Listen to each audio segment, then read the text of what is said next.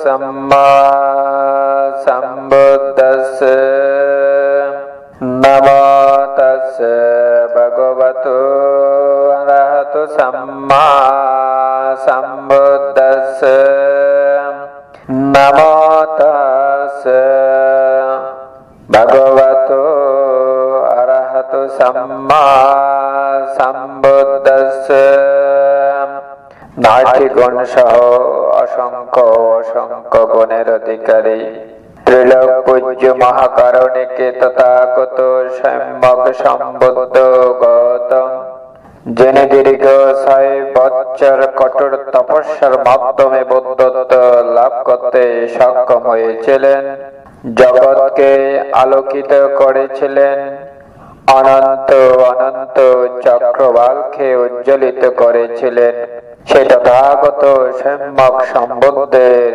চরণ তলে বিনম্র চিত্তে বন্দনা করছি। সাধু সাধু সাধু।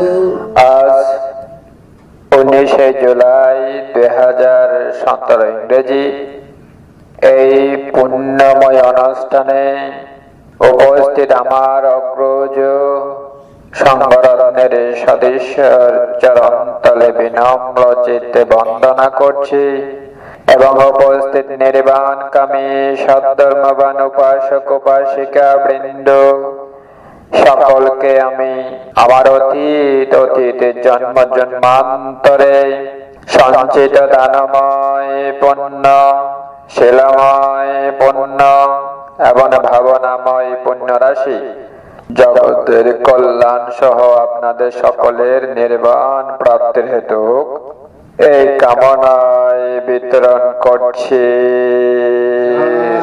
সাধু সাধু সাধু। সম্মানিত সদ্ধর্মের পূজারীগণ, আজকে এই সুন্দর পরিবেশে আমি মন স্থির করেছি ধর্মপদ থেকে 118 নম্বর কথা দেশনা করব বলে। ভগবান বুদ্ধ বলেছেন, পুণ্যাংসে পুরিশো কায়রা কায়রাতে তাং পুনা পুনা তানে চন্দাং কায়রাত সুখ পুণ্যাসা বিসয়োতি।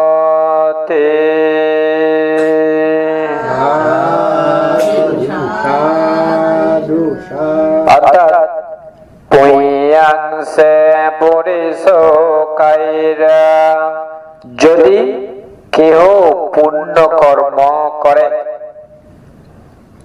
কায়রাতে তাং পুনা পুনা, তার ইহা বারবার করা উচিত। তানে চন্দাং কায়রাতা, ইহা করার জন্য তার কামনা সৃষ্টি করা উচিত। সুখ পুণ্যাসা উচ্চায়তি, কারণ পুণ্যের সঞ্চয় সুখকর। সম্মানিত সদ্ধর্মের পূজারীগণ, ভগবান বুদ্ধের সময় মহাকাশ্য প্রান্তে এক সময় পিপিলি গুহায় ধ্যান করছিলেন। পিপিলি গুহার সমাপতি ধ্যান থেকে ওঠার পরে মহাকাশ্য প্রান্তে চিন্তা করলেন, আজকে আমার দ্বারা কার মহা উপকার হবে। আজকে আমাকে যদি কোনো মহিলা কোনো পুরুষ সামান্য অন্ন দান করে, সামান্য আহার দান করে, তার অপ্রমেয় পুণ্য রাশি সঞ্চিত হবে। তখন আর দিব্য চক্ষুর মাধ্যমে দেখতে পেলেন এক তরুণ মহিলা, এক তরুণ মেয়ে খুব সুন্দর করে রান্না করার পর তিনি রেডি হয়ে আছে, প্রস্তুত হয়ে আছে। তখন ভাবতে মহাকাশ্যপ চিন্তা করলেন, আমি যদি ওই পথ দিয়ে যাই, ওই বাড়িতে গেলে ওই মহিলা আমার প্রতি গভীর শ্রদ্ধা উৎপন্ন করে আমাকে আহার দান করবে। এই দানের প্রভাবে তার অপ্রমেয় পুণ্য রাশি সঞ্চিত হবে। তখন মহাকাশ্যপ বানতে চিবর পরিধান করে পাত্র নিয়ে ওই বাড়িতে গিয়ে উপস্থিত হলেন। ওই তরুণ মহিলা বান থেকে দেখার পরে গভীর শ্রদ্ধা উৎপন্ন করেছিল, আনন্দ উৎপন্ন করেছিল এবং আহার নিয়ে বান থেকে দান করলেন, বান থেকে সোয়াইন দান করলেন। আজকে আপনারা আমাদেরকে অত্যন্ত শ্রদ্ধা ভক্তি নিয়ে সোয়াইন দান করেছেন না? ঠিক অনুরূপ ওই তরুণ মহিলা সোয়াইন নেওয়ার পরে মহাকাশ্যপ বান থেকে দান করে মনের ভিতরে অত্যন্ত আনন্দ উৎপন্ন করলেন এবং বান থেকে বললেন, বানতে এই দানের প্রভাবে আমি যাতে ভগবান বুদ্ধের ধর্ম উপলব্ধি করতে পারি, ভগবান বুদ্ধের সত্যকে যাতে দর্শন করে নির্বাণ দর্শন করতে পারি। তখন মহাকাশ্যপ বানতে অনুমোদন করলেন, আপনার আশা পরিপূর্ণ হোক, এই মৈত্রীময় আশীর্বাদ প্রদান করছি। সেভাবে মহাকাশ্যপ বানতে ওই মহিলাকে আশীর্বাদ করলেন। এরপর পরবর্তীতে এক বিষাক্ত সাপ ওই মহিলাকে দর্শন করলো। তখন ওই মহিলা মারা গেলেন। মারা যাওয়ার পরে জন্মগ্রহণ করলো কোথায়? তাও ৩০০ স্বর্গে দেব কন্যা হয়ে জন্মগ্রহণ করলেন। দেব কন্যা হয়ে জন্মগ্রহণ করলো অতীতে কিসের পুণ্যের প্রভাবে আমি দেবলোকে উৎপন্ন হলাম। যারা দেবলোকে জন্মগ্রহণ করে তাদের এক ধরনের ঋদ্ধি থাকে, তারা জানতে পারে কোথা থেকে কোথায় আসলো। মনুষ্যলোকে পুণ্য করার প্রভাবে তার তাও ৩০০ স্বর্গে জন্ম হলো। তখন সে দিব্য চক্ষুর মাধ্যমে দেখে পেলেন যে ও মনুষ্যলোকের মধ্যে আমি মহাকাশ্যপ বান থেকে আহার দান করেছিলাম, পিণ্ড দান করেছিলাম, এই পুণ্যের প্রভাবে আমি এখন তাও ৩০০ স্বর্গে জন্মগ্রহণ করেছি। তখন তিনি চিন্তা করলেন, কে? ওই দেবকন্যা চিন্তা করলেন যে আমি যেহেতু সামান্য পিণ্ড দান দিয়ে তাও ৩০০ স্বর্গে জন্মগ্রহণ করেছি, এখন থেকে আমি পুণ্য করতে থাকবো। এখানে কি বললেন? যদি কেউ পুণ্য কর্ম করে তার ইহা বারবার করা উচিত, ইহা করার জন্য তার কামনা সৃষ্টি করা উচিত, কারণ পুণ্যের সঞ্চয় সুখকর। তাই ওই মহিলা কি করলেন? তাও ৩০০ স্বর্গ থেকে ওই বান্তের বিহার আছে না, যে বিহারে বান্ত অবস্থান করে মহাকাশ্যপ বান্তে, ওই বিহারে এসে প্রতিদিন কি করতেন? যেখানে পানি থাকতো না সেখানে পানি ভর্তি করে দিতেন, তারপরে ঝাড়ু দিতেন, এভাবে প্রত্যেক দিন পরিষ্কার পরিচ্ছন্ন করতেন। বিহারে ঝাড়ু দিলেও মহাপুণ্য হয়, পানি ভর্তি করে দিলেও মহাপুণ্য হয়। যে কাজ করেন না কেন আপনাদের অপুরন্ত পুণ্য রাশি সঞ্চিত হবে। তখন ওই দেবকন্যা তাও ৩০০ স্বর্গ থেকে মনুষ্য লোকে এসে ওই মহাকাশ্যপ বান্তের বিহারে প্রতিদিন পুণ্যকর্ম করতে থাকতেন, প্রত্যেকদিন পুণ্যকর্ম করতেন। মহাকাশ্যপ বান্তে চিন্তা করলেন, মনে হয় কোন শ্রাবণ এই বিহারটা প্রতিদিন পরিষ্কার করে, এটাই মহাকাশ্যপ বান্তে মনে করলেন। একদিন দেখলেন যে কি ওই কন্যা, দেবকন্যাকে দেখতে পেলেন। দেবকন্যা প্রত্যেক দিন এসে ওইখানে ঝাড়ু দেয়, পানি ভর্তি করে দেয়, বিহারে চতুর্দিকে পরিষ্কার পরিচ্ছন্ন করে। তখন মহাকাশ্যপ বান্তে বললেন, হে দেবকন্যা, তুমি আগামীকাল থেকে এখানে আসবে না। কেন বলা হলো তুমি আগামীকাল থেকে বিহারে আসবে না? কারণ কোন মহিলা যদি বিহারে একা গিয়ে কাজ করে অন্যান্য উপাসক বসে বান্তে সম্পর্কে সমালোচনা করবে, তাই বান্তে ওই সমালোচনা থেকে দূরে থাকার জন্য ওই মহিলাকে বললেন তুমি আগামীকাল থেকে বিহারে আসবে না। তখন ওই মহিলা খুব অসন্তুষ্ট হলেন এবং তিনি কান্নায় ভেঙে পড়লেন, বান্তে আমাকে কেন পুণ্য কর্ম করা থেকে বঞ্চিত করছেন? আমি প্রত্যেকদিন পুণ্য কর্ম করতে চাই। যখন এভাবে বললেন, ওনার কান্না শব্দ ভগবান বুদ্ধ শুনতে পেলেন। তখন ভগবান বুদ্ধ বললেন, হে কন্যা, তুমি পুণ্য কর্ম করতে পারো, তবে বিহারে একা গিয়ে নয়। বিহারে একা গিয়ে পুণ্য কর্ম করো না। পুণ্যকর্ম যদি করতে চাও, সঙ্গে কয়েকজনকে নিয়ে তুমি পুণ্যকর্ম করতে পারো। তোমরা সবসময় পুণ্যকর্ম করতে পারো। ভগবান বুদ্ধ এভাবে উপদেশ দিয়েছিলেন। সম্মানিত সৎধর্মের পূজারীগণ, যেমন আপনারা সকলে একজন একজনের সাথে আলাপ আলোচনা করে আমাদের সংগঠনের সদস্যদেরকে নিয়োগ থেকে ফাঁক করেছেন, তাই না? উপাসীকে বলেছেন, বান্তে আপনার উপাসকের সাথে একটু আলাপ করি। আপনার উপাসকের সাথে আলাপ করার পরে আমরা সিদ্ধান্ত নিয়ে আপনাদেরকে ফাঁক করব। সেভাবে আলাপ আলোচনা করেছেন না, সম্মিলিত ভাবে।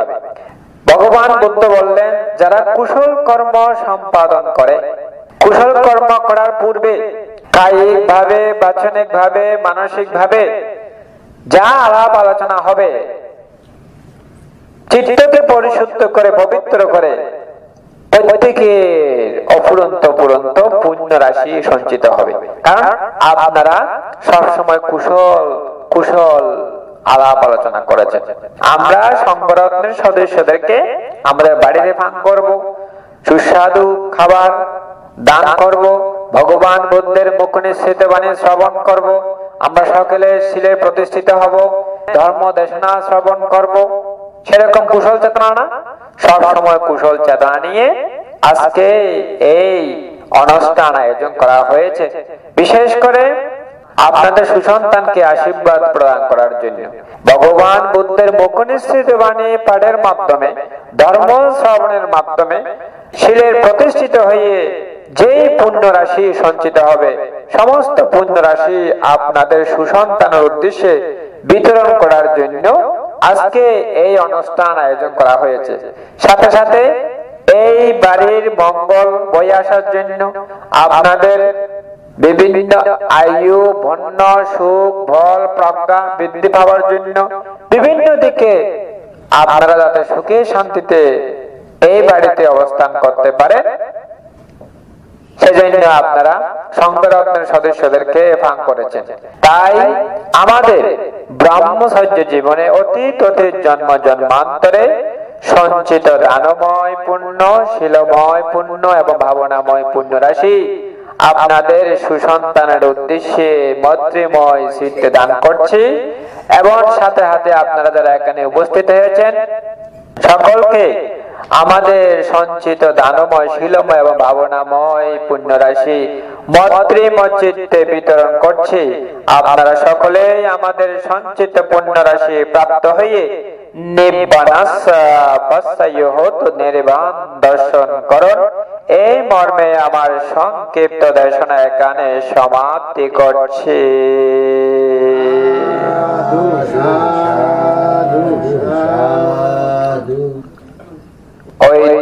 আমরা এই দুঃখময় সংসার ভবচক্র বাড়ি দিয়ে নির্বাণকে প্রত্যক্ষ করার মানসে বুদ্ধের শরণ, ধর্মের শরণ, সঙ্গের শরণ গ্রহণ করে প্রাণশীলে প্রতিষ্ঠিত হয়ে ধর্ম দেশনা শ্রবণ করে ভগবান বুদ্ধের বাণী শ্রবণ করে নিজের চিত্তে দীপগুলোকে পরিষ্কার করে আমাদের চিত্তকে আলোকিত করব। এই রূপ দৃঢ় সংকল্প, দৃঢ় চেতনা, পূর্ণ চেতনা স্থাপন করে, যে অপ্রমেয় পুণ্য রাশি পুণ্য সম্পদ সঞ্চয় করেছি।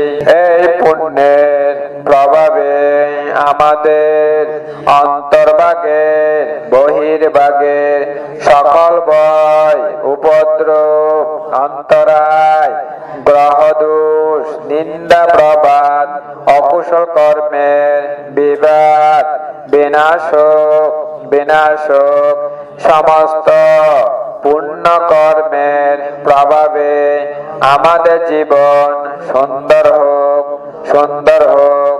আমাদের জীবনে অন্তরাহীন ভাবে বৌদ্ধ শাসনের রক্ষার কাজ, বৌদ্ধ শাসনের উন্নতির কাজ, বৌদ্ধ শাসনের শ্রীবৃদ্ধির কাজ, সকলের রক্ষার কাজ, সকলের মঙ্গলের কাজ করতে পারি। আমরা আমাদের সমস্ত পুণ্য রাশি অনন্ত জন্মের পুণ্য রাশি, ইহ জন্মের পুণ্য রাশি, আজকে কৃত পুণ্য রাশি আমাদের সুসন্তান প্রীতিম বড়ুয়ার উদ্দেশ্যে মাতৃমচিতে দান করছি। আমাদের সঞ্চিত পুণ্য রাশি আমাদের পরলোকগত জ্ঞাতিদের উদ্দেশ্যে মাতৃমচিতে দান করছি। এই দামে পুণ্যা নিব্বানাসা পাচ্ছায় হতো। এই দামে পুণ্যা নিব্বানাসা পাচ্ছায় হতো। এই দামে পুণ্যা নিব্বানাসা পাচ্ছায় হতো।